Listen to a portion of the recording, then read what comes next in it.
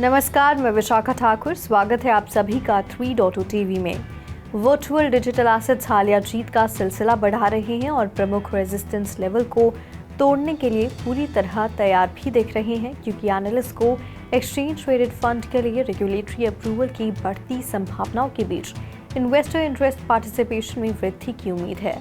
Bloomberg intelligence analyst ने बुधवार को एक नोट में लिखा कि US financial market regulator the SEC के पास एक आखिरी शॉर्ट विंडो है जो गुरुवार से शुरू होने वाली 8 दिन की अवधि है, अगर वह इस साल सभी 12 स्पॉट बिटकॉइन ETF एप्लीकेशन को मंजूरी देना चाहता है। ऑप्टिमिज्म ने मार्केट कैपिटलाइजेशन के हिसाब से सबसे बड़ी क्रिप्टो करेंसी की कीमत $36,000 के स्तर तक बढ़ा दी। ये वर्तमान में 1.45% ऊपर $35,849.45 पर है। इथेरियम मार्केट वैल्यू में दूसरा सबसे बड़ा क्रिप्टो 0.70% बढ़कर $1,898.60 पर पहुंच गया। Crypto investment services provider matrix port का मानना है कि बिटकॉइन का $36,000 से ऊपर का ब्रेकआउट इमिनेंट है, जो लगातार BTC खरीद से प्रेरित है। ये रिस्क एसेट्स के लिए अधिक अकोमोडेटिंग मैक्रो इकोनॉमिक एनवायरनमेंट के साथ जुड़ा हुआ है, जिसमें कि फेडरल रिजर्व के मैसेजिंग बॉन्ड यील्ड में कमी और यूएस ट्रेजरी डिपार्टमेंट द्वारा लॉन्ग टर्म डेट इशुएंस की गति को धीमा करने से बिटकॉइन को ऊपर जाने में मदद मिल सकती है।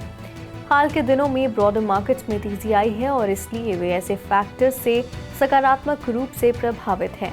इथेरियम स्केलिंग नेटवर्क पॉलीगॉन के नेटिव क्रिप्टोमैटिक और ऑरेकल नेटवर्क चेनलिंक के टोकन ने ऑल्टकॉइन में बढ़त हासिल की, जो समान समय अवधि में 10 से 11% बढ़ गया।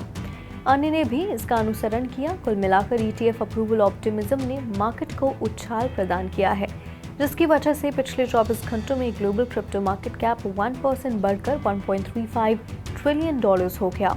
हालांकि टोटल क्रिप्टो मार्केट का वॉल्यूम 13% कम होकर $42.58 बिलियन हो गया। डीफाई का टोटल वॉल्यूम वर्तमान में $4.82 बिलियन है और सभी स्टेबल कॉइन्स का वॉल्यूम $37.98 बिलियन, जो कि टोटल क्रिप्टो मार्केट के 24 घंटे की वॉल्यूम का क्रमशः 11.3% और 88% का प्रतिनिधित्व करता है।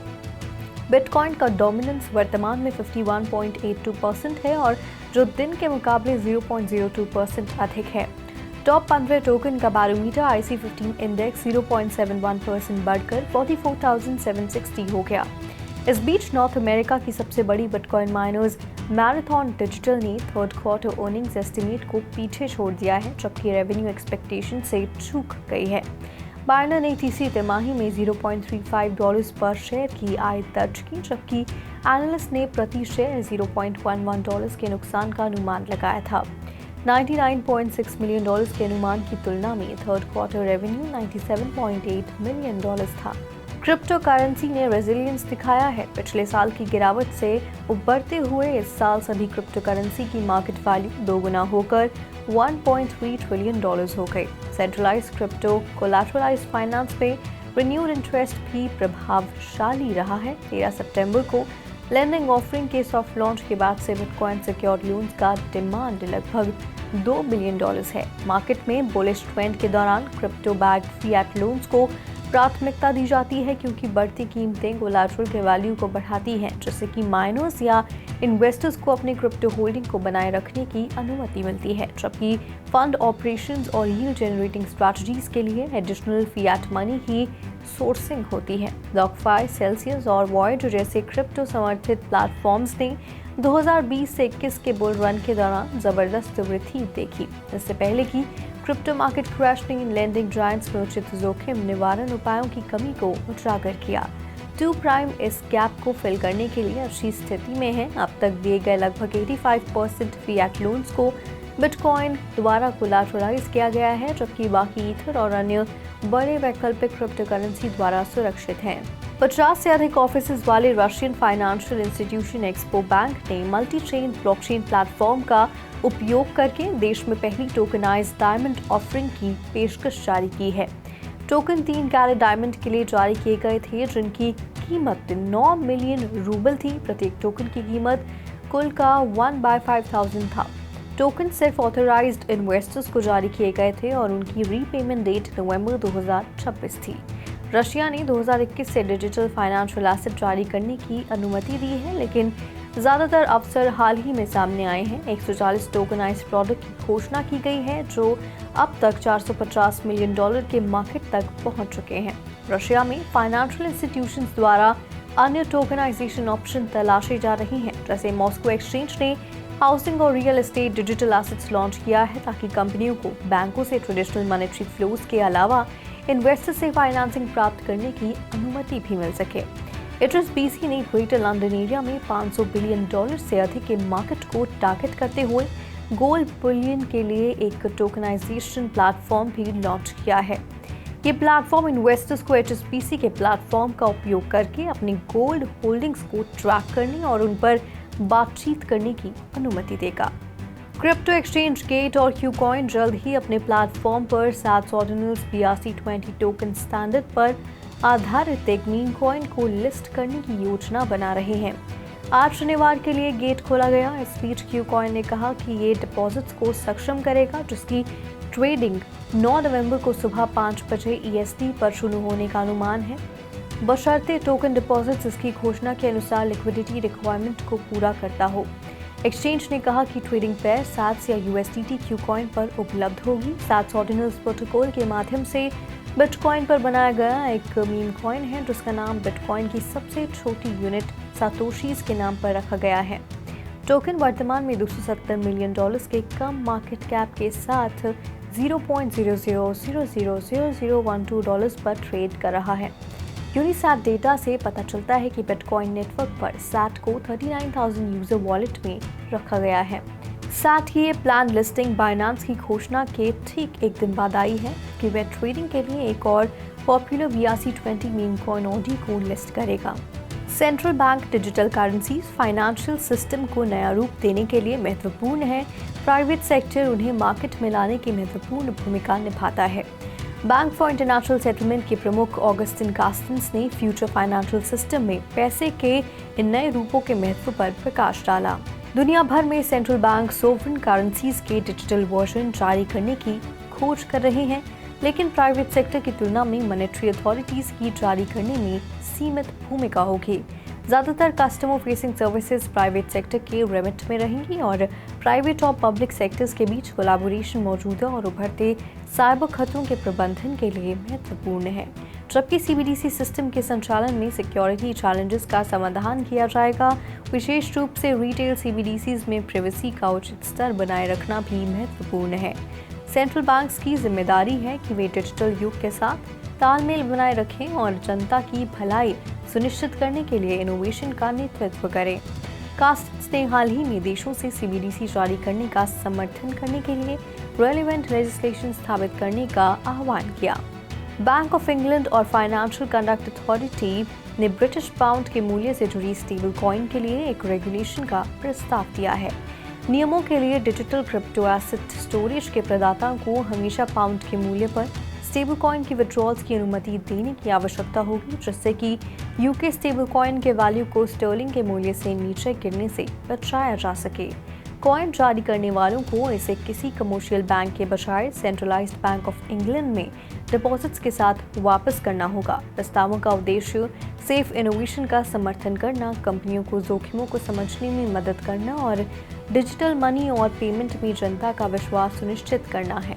क्रिप्टो एसेट्स के लिए British industry body crypto UK ने यूनिफाइड रिस्पांस प्रदान करने के लिए एक वर्किंग ग्रुप बनाने के प्रस्ताव और योजना का भी स्वागत किया। प्राइवेसी और पब्लिक स्केप्टिसिज्म के बारे में चिंताओं के कारण डिजिटल पाउंड को लागू करने की प्रगति धीमी रही है। स्विस नेशनल बैंक और UBS और कॉमर्स बैंक सहित 6 कमर्शियल बैंक प्रोजेक्ट हेलवेटिया के थर्ड स्टेज के हिस्से के रूप में रियल होलसेल CBDC जारी करने के लिए एक पायलट प्रोजेक्ट शुरू कर रहे हैं। पायलट, जिसे हेलवेटिया फेज 3 के रूप में जाना जाता है, में 6 डिजिटल एक्सचेंज के रेगुलेटेड DLT प्लेटफॉर्म पर इशुअर्स और इन्वेस्टर्स के लिए इंटरमीडिएटरीज के रूप में कार्य करने वाले बैंक शामिल होंगे। लक्ष्य दिसंबर 2023 से जून 2024 तक डिजिटल बॉन्ड ट्रांजैक्शन को निपटाने के लिए रियल स्विस फ्रैंक WCBDC का उपयोग करना है। प्रोजेक्ट में टोकनाइज्ड एसेट ट्रांजैक्शन के सेटलिंग के लिए 3 मॉडलों में से एक का परीक्षण भी शामिल है। STX platform, 6 interbank clearing system और 6 SIS का उपयोग विभिन्न सर्विसेज के लिए किया जा रहा है, जिसमें कि जारी करना, issuance, trading, custody of digital securities, tokenisation of central bank money और ट्रेडिशनल बॉन्ड सेटलमेंट इंफ्रास्ट्रक्चर के साथ इंटीग्रेशन शामिल है।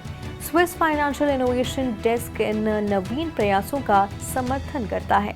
Crypto currency based money transfer और पेमेंट्स नेटवर्क रिपल अफ्रीका में और गल्फ नेशंस, UK और ऑस्ट्रेलिया के साथ अपनी रेमिटेंस कैपेबिलिटीज का विस्तार करने के लिए पेमेंट फिनटेक OnAfric के साथ पार्टनरशिप कर रहा है। पार्टनरशिप अफ्रीका में OnAfric यूजर्स और UK में पेएंजल, गल्फ कोऑपरेशन काउंसिल में PYYPL और ऑस्ट्रेलिया में जाजी ट्रांसफर के कस्टमर्स के बीच 3 नए ब्लॉकचेन बेस्ड पेमेंट्स कॉरिडोर्स बनाएगी। रिपल की प्रेसिडेंट मोनिका लॉन्ग ने कहा कि ये 90% FX मार्केट्स को कवर करने वाले रिपल पेमेंट में योगदान देगा।